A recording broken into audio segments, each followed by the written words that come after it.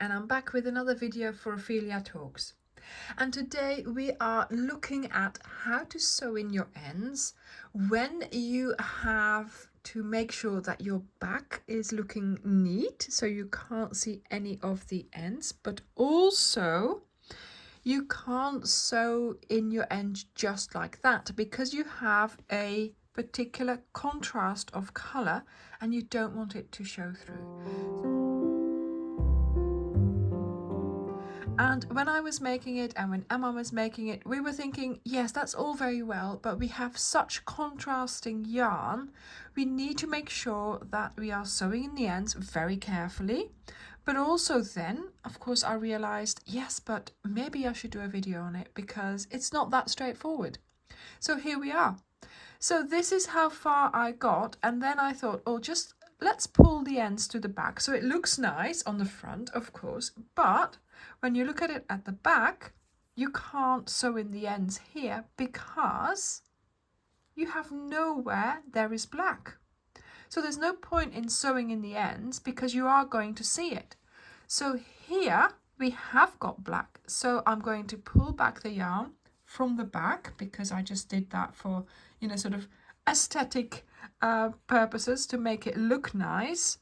And I'm using a sharp needle here because you need precision work here. Okay, so I'm using my sharp darning needle, put the yarn on the needle, and then yes, you can go around where you have gone around. So I'm going to go around here again. Let's just see. There we go, very carefully into that. So you've got sort of another anchor point there, and then I'm just going to go into the ear here.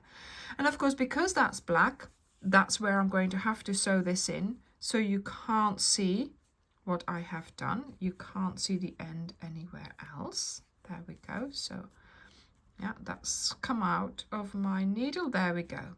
Okay, so that is the first one that's gone. And of course, we're now going to have to do that with the second one as well. And again, I'm going to be going around that same stitch before I actually start weaving in, because this is where we finished and it just needs to be pulled down a little bit. So that's what I'm going to be doing here. So again, into that same place, then from there on straight into, can you see it? Straight into the ear. Voila.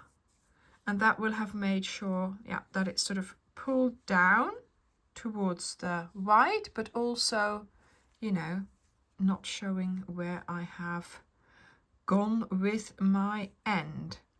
And I'm just going in and out. And then, of course, you want to go back as well. And for the ears here, that's quite good because that will help them to stand up. So just do what you need to do for a couple of sew-ins. Some people change direction, some people split their yarn and then change direction. I'm not that thorough. I just keep going until, look, it's come out until I can't do it anymore. And there we are. So we have sewn in the ends of the ear. Voila. And we have not gone into the green nor into the white, we've just gone into the black. So let me show you now how to do the eyes.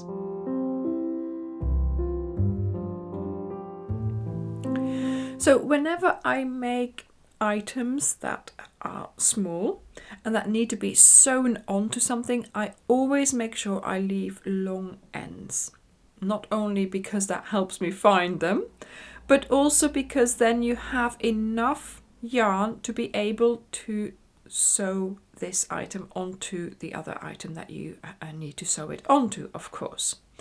So again, I like to use a sharp needle for when I'm doing this. And I try to lay down the items first, just to make sure that you know where they're going to go. Okay. Then you hold on and you go down. Now again, we have very, very contrasting yarn. So you're not going to go just down. If this was the same yarn or maybe a different color, or you are going to put this onto something like a pencil case, then it's okay. Then you don't need to worry about the back. But if it's a blanket, you just need to be very careful. And so we're going to go down into the stitch, but you're not going to go all the way down. So you go into the stitch and you pick up some of the stitch. So you're not actually, look, let me show you on the back. Look, there's no needle visible. So you're not actually going through the fabric. You're just picking up some of the strands of your stitch, of your yarn on the surface. There we go, of your square here. Okay. So let me just show you again. So then, of course, you go into yours. That's fine. You can go into the black because obviously that's not going to show up. So now again, just sort of skim the surface. Don't go through the actual fabric. And you pull it through carefully. And I mean, yes, this will take a little bit of time. I'm just pulling really well now, so it all goes down a bit more towards my fabric here, so it all closes up. But look, there's no, well, there is black visible because it's black on the other side. There's no black strands visible as such. So again, into the actual little object here, then you come out. Generally, I will use both the ends. So I've got this end and I'm going to do a loop around, and then I'll do the same with this end, just so that everything is in a good place. So here I'm going to go through the fabric. I'm going to keep this in another position so I can easily skim the stitches here. There we go. Voila. Again, into the black.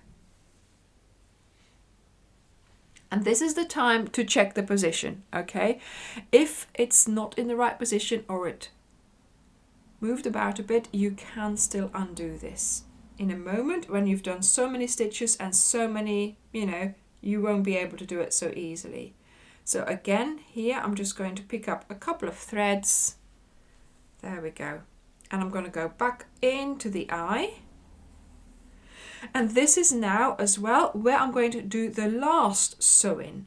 So I'm just going to go up and down. There we go. And I think for this end, I think that's fine. Let's just cut that one off. Voila.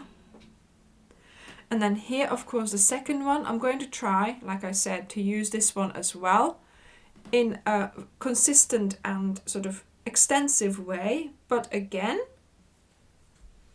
you've got to make sure you don't go through your fabric. So this one will be more difficult to actually skim your stitches, sort of not go through them, but still go through them partly.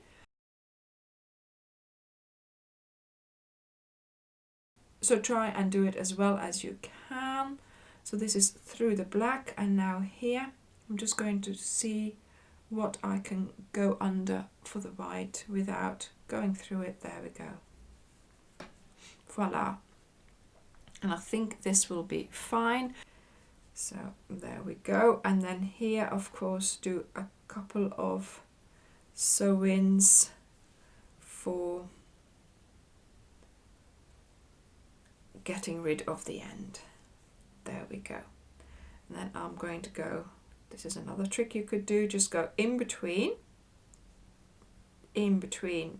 so nothing showing here. So I am somewhere in the black or somewhere in the white, but I haven't actually gone through any surface there. Voila. And then I'm going to cut it off there, push it down a bit, pull it a bit, and then cut it off there, and then that will have made sure that your end is now inside your eye.